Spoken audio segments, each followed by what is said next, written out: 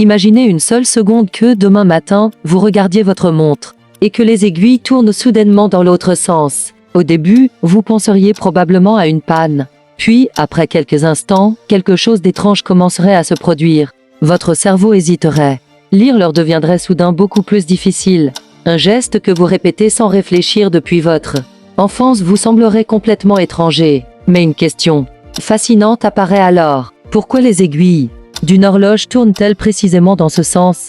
Qui a décidé que le temps devait avancer de gauche à droite dans ce mouvement que nous appelons aujourd'hui le sens des aiguilles d'une montre? Était-ce un choix arbitraire? Une décision prise par le premier horloger? Ou bien cette direction cache-t-elle une histoire vieille de plusieurs milliers d'années? La réponse est bien plus surprenante qu'on pourrait l'imaginer. Pour la découvrir, il faut remonter à une époque où les montres n'existaient pas. Une époque où les hommes ne possédaient ni mécanisme, ni ressort, ni engrenage.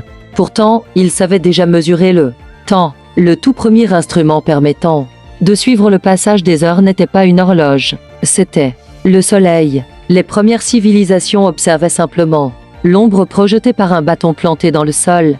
Ce dispositif extrêmement simple est devenu ce que nous appelons aujourd'hui un cadran solaire. Chaque matin, lorsque le soleil se levait à l'est, l'ombre pointait dans une direction.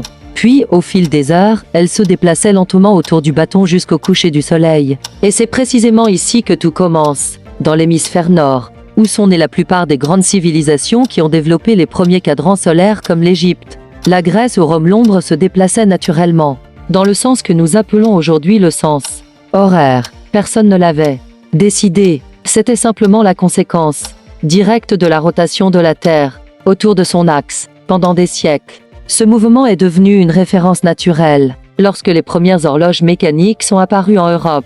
Vers le Xe siècle, les artisans ont voulu reproduire exactement ce que les gens connaissaient déjà. Ils n'ont donc pas inventé une nouvelle direction, ils ont simplement imité le mouvement du cadran solaire. Voilà pourquoi les aiguilles tournent encore aujourd'hui dans ce sens. Mais cette histoire cache un détail que beaucoup ignorent. Si les premières grandes civilisations avaient développé leur horloge dans l'hémisphère sud, les choses auraient probablement été très différentes. Là-bas, un cadran solaire fonctionne de manière différente. L'ombre se déplace dans le sens inverse. Autrement dit, si l'histoire de l'horlogerie avait commencé en Australie, en Afrique australe ou dans certaines régions d'Amérique du Sud, il est tout à fait possible que toutes les horloges du monde tournent aujourd'hui dans l'autre sens. Une simple différence géographique aurait pu changer la manière dont toute l'humanité lit le temps. C'est fascinant de réaliser que ce que nous considérons comme une évidence est en réalité le résultat d'un hasard historique. Lorsque les premières horloges mécaniques furent construites dans les monastères européens, elles n'avaient même pas de minutes. Elles ne possédaient qu'une seule aiguille indiquant approximativement l'heure. Leur objectif n'était pas de mesurer chaque seconde, mais simplement de rythmer la vie quotidienne, les prières, le travail, les repas ou les cérémonies religieuses. Peu à peu, les mécanismes sont devenus plus précis, les engrenages se sont perfectionnés, les horlogers ont ajouté une aiguille des minutes, puis une aiguille des secondes. Mais une chose n'a jamais changé, le sens de rotation changé. Cette direction aurait perturbé tous les repères déjà acquis par la population. Milliers d'horloges existaient déjà, les habitudes étaient profondément ancrées, et surtout, personne n'avait de raison valable de modifier un système qui fonctionnait parfaitement. Avec le temps, cette direction est devenue une véritable norme internationale. Les écoles l'ont enseignée, les ingénieurs ont construit des appareils en suivant cette logique, les pilotes, les scientifiques, les médecins et les navigateurs ont tous adopté cette convention. Aujourd'hui encore, lorsque nous parlons de tourner dans le sens des aiguilles d'une montre, nous faisons référence à une décision qui n'a jamais réellement été prise. C'est simplement un héritage. Mais il existe un phénomène psychologique étonnant.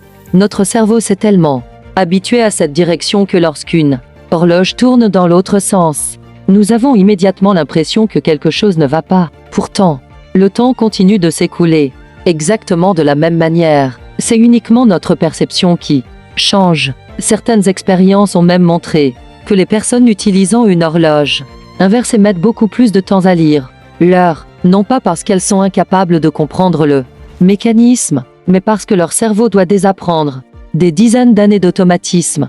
Ce simple changement révèle à quel point nos habitudes influencent notre manière de voir le monde. Et ce n'est pas le seul exemple. Nous écrivons de gauche à droite dans de nombreux pays, mais pas partout. Nous lisons les cartes selon certaines conventions. Nous imaginons souvent le futur devant nous et le passé derrière nous. Pourtant, d'autres cultures perçoivent ces notions de manière totalement différente. Ce que nous considérons comme naturel est souvent le résultat d'une longue évolution culturelle. Les aiguilles d'une montre en sont probablement l'un des meilleurs exemples. Depuis plus de septembre 100, des milliards de personnes regardent leur montre sans jamais se demander pourquoi elles tournent dans cette direction. Elles le font simplement parce qu'un jour, des horlogers européens ont choisi de reproduire le mouvement d'une ombre projetée par le soleil, un phénomène observé des milliers d'années auparavant. Finalement, cette petite rotation raconte une immense histoire. Elle relie les astronomes de l'Égypte antique aux ingénieurs modernes. Elle relie les premiers cadrans solaires aux